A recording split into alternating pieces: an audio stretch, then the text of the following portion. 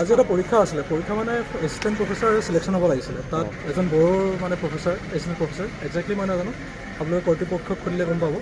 সেই ইণ্টাৰভিউৰ কাৰণে 4জন কেণ্ডিডেট আছিলে, কিন্তু ইয়াৰ যোনজন লোকেল ষ্টুডেণ্ট ইউনিয়ন বা বড়ো ষ্টুডেণ্ট ইউনিয়ন আৰু লোকেল কিছুমান ক'ৰ মানুহ আহিছে নাজানো, চবেই মিলি লৈ অবষ্ট্ৰাকশ্যন কৰিলে যে আমি চিমেণ্ট চাপৰিৰ ল'ৰাক ইয়াত পৰীক্ষা দিব নিদিওঁ। কিন্তু এইটো এগেইনষ্ট দ্য ডেম'ক্ৰেটিক প্ৰচেছ ন, সেইকাৰণে আমাৰ পুলিচ আহিলে, পুলিচে তেওঁলোকক বাধা দিলে, বাধা দিলেও তেওঁলোকে মানা নাছিলে। অলপ হাত চাত তেওঁলোকে পুলিচৰ ওপৰত লগাইছে। আমি কথা কৈ অলপ CRPF লগাই তেওঁলোকক আঁতৰালোঁ আৰু আমাৰ যোনটো ইণ্টাৰভিউ ধুনীয়াকৈ হ'ল। তাৰ মাজত কিছুমানে ইনষ্টিগেট কৰিছিলে মাজত, তেওঁলোকে পুলিচে চাব, পুলিচে আপোনালোকে জনাব। আটক কৰিছে নেকি? কেইজনমানৰ আটক কৰা হৈছে, পুলিচৰ পৰা আপোনালোকে বেছি ইনফৰ্মেশ্যন পাব। আৰু মই এতিয়া তাৰ এখন ৰিপৰ্ট এখন দিম, তাৰপিছত আপোনালোকে গম পাব।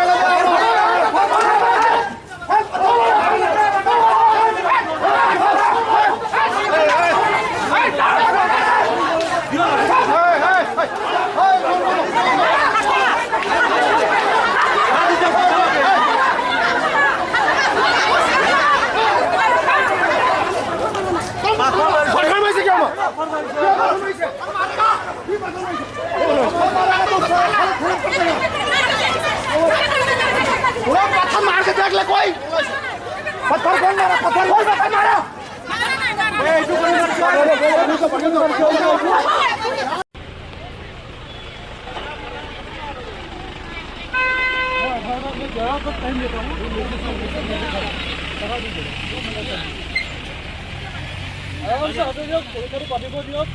আপোনালোকৰ যি হেৰি আছে আপোনাৰ চাইডত কৰি থাকক, পৰীক্ষা পাতিব দিয়ক। যদি নহয় মই 11টাৰ পৰা লাঠি চাৰ্জ কৰাম। 11টাৰ টাইম দিছে আপোনালোকে ডিছপাৰ্চ হ'ব।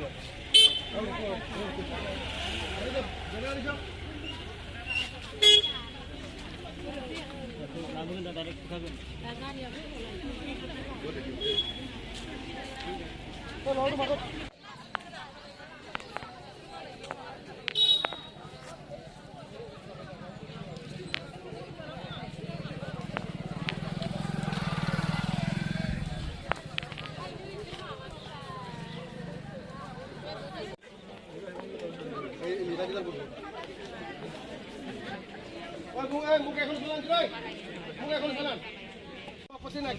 বাহিৰত নহ'ব ইণ্টাৰভিউ শেষ হোৱাৰ পিছত মতলবে নাই আৰু ইণ্টাৰভিউটো আমি যেনিবা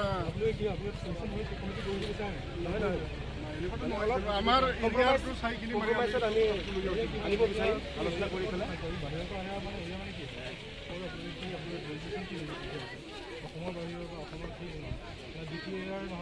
সৃষ্টি হৈ গ'ল।